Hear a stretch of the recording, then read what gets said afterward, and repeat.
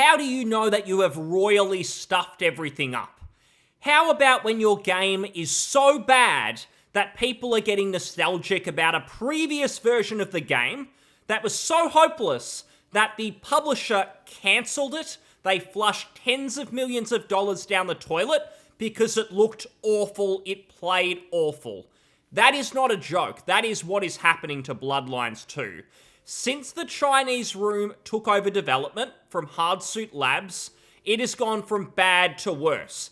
And people think this new version looks so terrible that the Hardsuit Labs version is actually looking great in comparison. To refresh, we found out yesterday that you have to play Bloodlines 2 as Fire. You can't create your own character, you cannot even name them, you're stuck as Fire, complete with the Twitter haircut. You gotta have that haircut. I don't know if there's gonna be a barber in the game, but it seems unlikely because Fire is a set character model. You can't even customize how you look. This is it. They have said that you'll be able to play as a guy as well, play as a man. However, it seems like a complete afterthought. They haven't even seemingly created the male model for Fire. It's all about the female, you have to play as her, and it seems like that's going to be the canon. That's what they're going to be driving you towards. All the marketing, it's all going to be about the female Fire. This is it.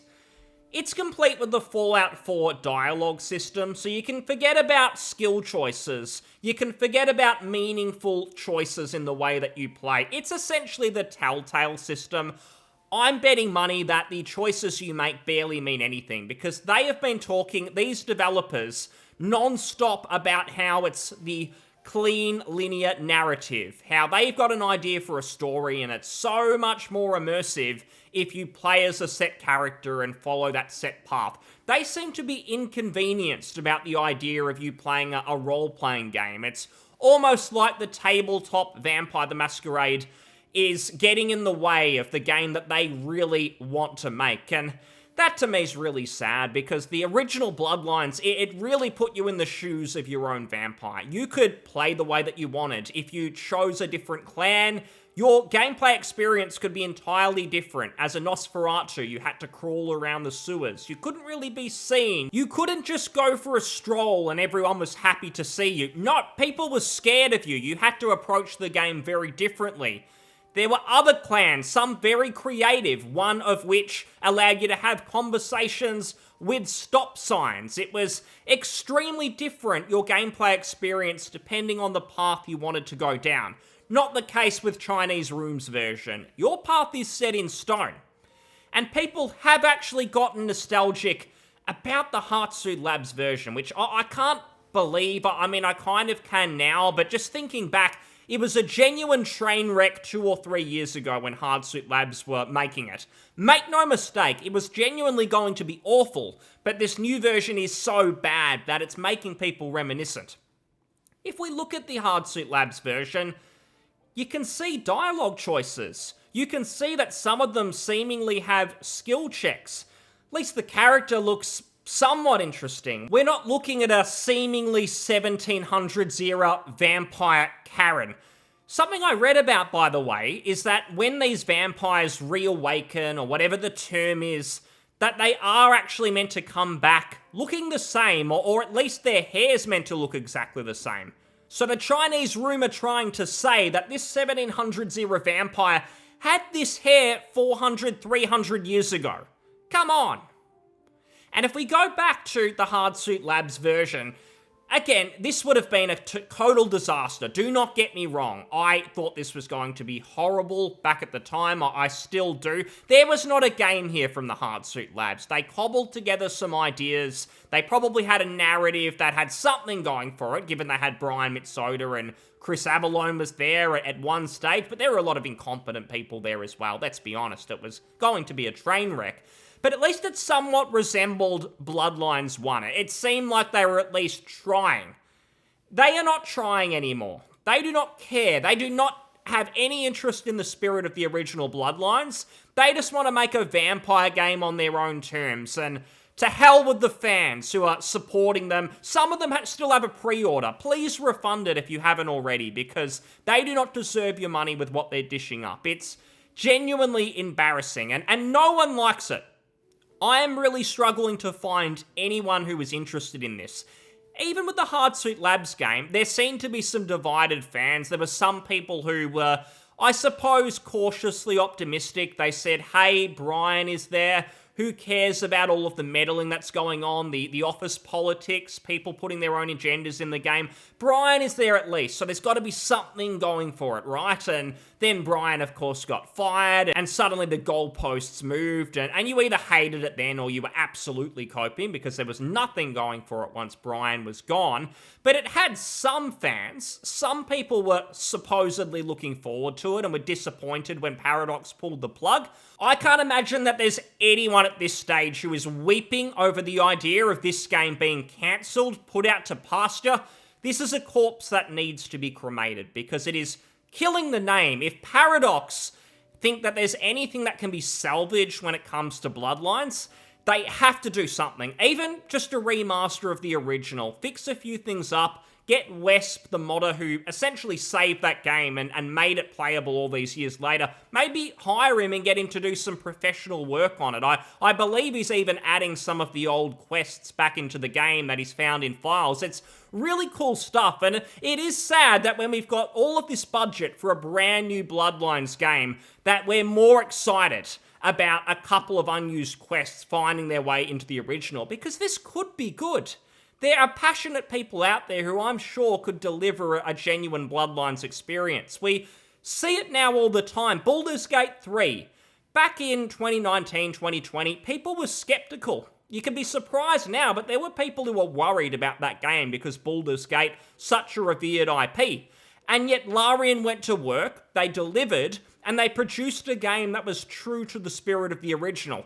Did it have their own spin on it? Absolutely. It wasn't just a Baldur's Gate 2 reskinned, more of the same. It was different, but it was true enough that it impressed fans, and it did it in the right way. The Chinese room, they do not care about that.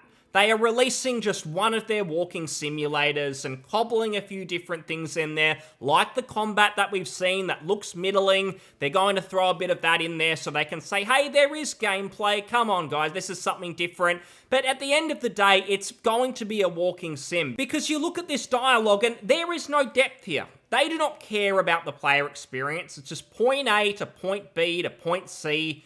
There's nothing in terms of player choice and consequence. I'll be very surprised if there is. And again, I'm happy to be proven wrong, but every time they show something, it's just more deplorable. It makes me sadder.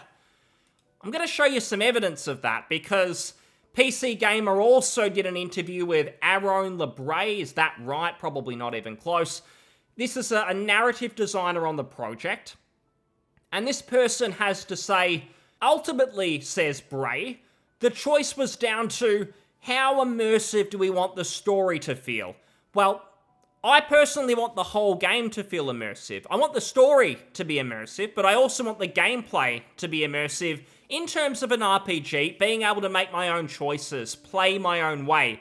And you're sure as shit not giving us that because it's a fixed character, and I'm very skeptical of what the clan choices are going to be. There's only 4, so there is less than the original Bloodlines already.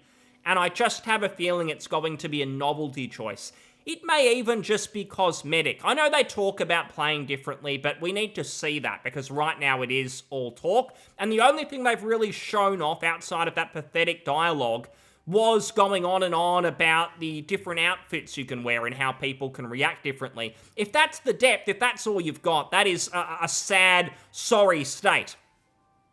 And he goes on to say, what having a voice protagonist and a slightly more established character gets us is we can go deeper into the customization and deeper into experiencing Fire's role by doing that.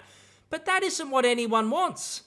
That is what you want because you want to make something that isn't Bloodlines. But the players, when they got excited about a Bloodlines sequel, it was about being able to play your own way and to craft a vampire that suited your playstyle that time around. Have that replayability. You can play again, you can play a completely different style, like the original, like, say, one of the original Fallouts, any of these RPGs that we enjoy. They don't seem to care. It's about living their own little fantasy, and the players, the fans, They don't give a shit about them. They're in the way. They're standing in the way of these people's vision, which is something totally different. They're just cashing in on the name. I hope we get more. I hope this isn't really it. It's fun to laugh at it. Poking fun at it, it's a good laugh, but I'd personally prefer that the RPGs that we're getting are quality. They're interesting. Baldur's Gate 3, again, a success story. It feels good to talk about. It's nice to have that. We've had many years. You go back to even the early 2020s, a bit before that, it was hard to have a positive story. But since Baldur's Gate 3, we got Starfield, a bit of a joke. We're getting news about Bloodlines 2. It's bad to worse. So we can only hope that Paradox, someone there pulls their finger out at some point and sees this and goes, this is not Bloodlines. We've got to do something if we're going to invest into this IP. If it's going to be a real franchise, not just a one-off, we've got to actually create something of value to the fans. But that is a pipe dream. Let's be real. That is probably not going to happen. So the best we can do is laugh at this. Hopefully we get other vampire games that are good. We get more games influenced by the success of Baldur's Gate 3. Hopefully something to cheer about. I like laughing at these games, but it is nice when there's a success story. So we will see what happens from here. But thanks so much for watching. See you on the next one. Cheers. Bye.